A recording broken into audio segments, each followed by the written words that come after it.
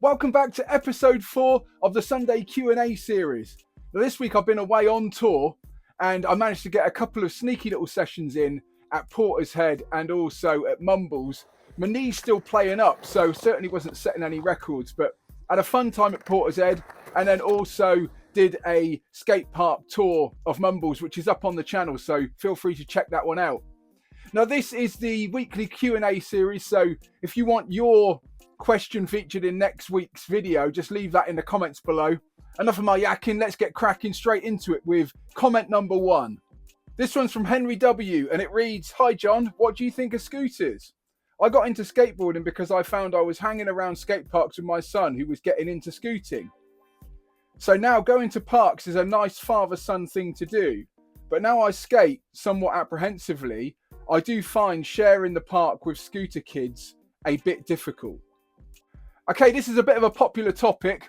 Let's run through it logically. So I think in other sports I've been involved in, there's been a bit of a tribal aspect. So it was always windsurfers versus kite surfers. There was also skiers versus snowboarders. And in surfing, it's pretty much surfers versus everybody. So with the skateboarding, I've noticed there is a bit of tribalism, skateboarders and scooters. With the scooters, I look at it that the scooter rider is generally a younger person. And young people don't tend to have as much spatial awareness or knowledge of etiquette. Also, the scooter seems to be easier to drop into ramps on, so that tends to exacerbate the snaking aspect. And I think the main beef I've found that skaters have against scooters is it's a bit of a sort of health and safety issue. They tend to be smaller, and if they're in the way and a larger skater is going at speed, it's a bit trickier to stop or change course, and that can end in a little bit of kerfuffle. The way I deal with it is I tend to go to the skate park in hours where there's not going to be as much traffic. I quite like it quiet, and I'm in a lucky position that what I do for a living happens outside of school hours, so I can go down there and get a session in. I also tend to ride parts of the park that aren't so busy with the scooters, so more of the bowls and the pools, and that seems to get me out of the way of the scooter, so I don't have too much issue. So I reckon if you're grinning, you're winning. Just keep it safe, pick your craft, be it sailboat, windsurfer, skis, snowboarder, scooter, skateboarder, crack on and have a lovely old time. Okay, we're into the next comment, and this one reads, "Have you tried cupsole shoes? Just recently got Vans Tobias and they feel more stable laterally for sure to me and have actual arch support. And the upper is a lot like my half cabs without the overstuffed tongues, which I really don't like. They really remind me of football shoes. Speaking of twists and rolls and knee pain, etc. Also, skate park lessons with JB I find very helpful, him and Mitchie for sure." Okay, my first set of skate shoes were the DC style cupsole skate shoes. I got those because they were really easy to get down the local shoe shop, and they looked like skate shoes from the 90s, typified by things like the Air Jordans. I skated them for a bit, and then I started watching Jeff Grosso's Love Letters to Skateboarding. That was sponsored by Vans, and that inspired me to try a set of Vans. And as soon as I got the half cabs on, I never looked back. I used to put the footprint insoles in the old cupsole shoes to try and stop my heels getting bruised, but I found that in the half cab pros, the comfy cushion insoles were more than enough to provide the cushioning, and I really like the board feel and also the amount of grip from those vulcanized bottoms. I think it's all personal preference, but I've stuck with the Vans half cabs because I've gone with the mantra, if it ain't broke, don't fix it. Okay, on with the next comment, and this one's from Cake Baby Man, and it reads, "Good episode, John. I have always worn neoprene gaskets, Smith scabs, under my knee pads for extra security, support and padding. It gives you more confidence to go to your knees. Topic for next week, ramp/transition/pool skating, wax or no wax?" And the quick answer is definitely no wax. With the wax on the coping, that can get onto the wheels and then that can transfer into the bowl. And as you're dealing with tight turns on transition, oh my gosh, any sort of slippage is not going to go down well. I think the general mantra for dealing with sticky coping is just to go faster and stay on. And I've found that going as fast as possible on the pool coping especially is a good policy for not sticking.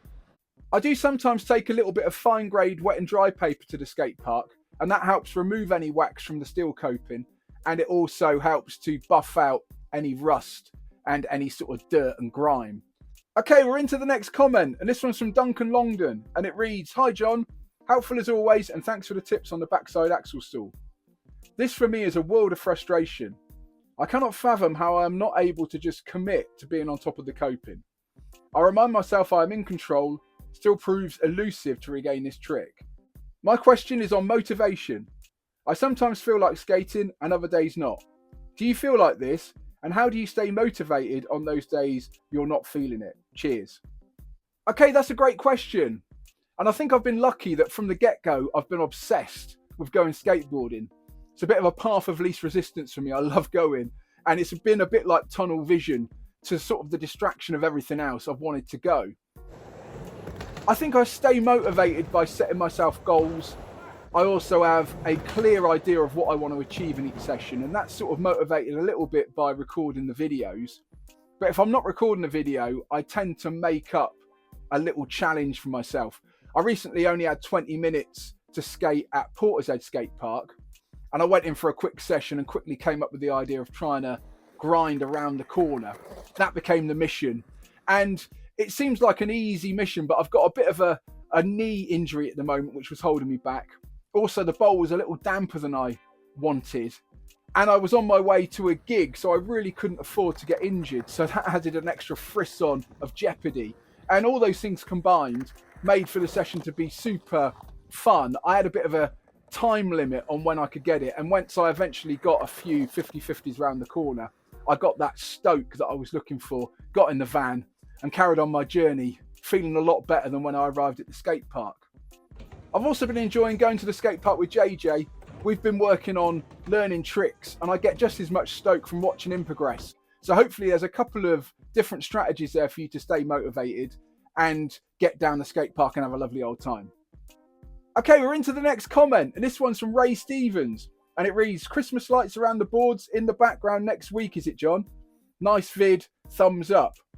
I reckon it's still a bit early for me for the lights around the boards, but there will be a Christmas special, and I reckon I'll have a hat, the lights around the boards, and maybe even a bit of a white beard. Oh my gosh.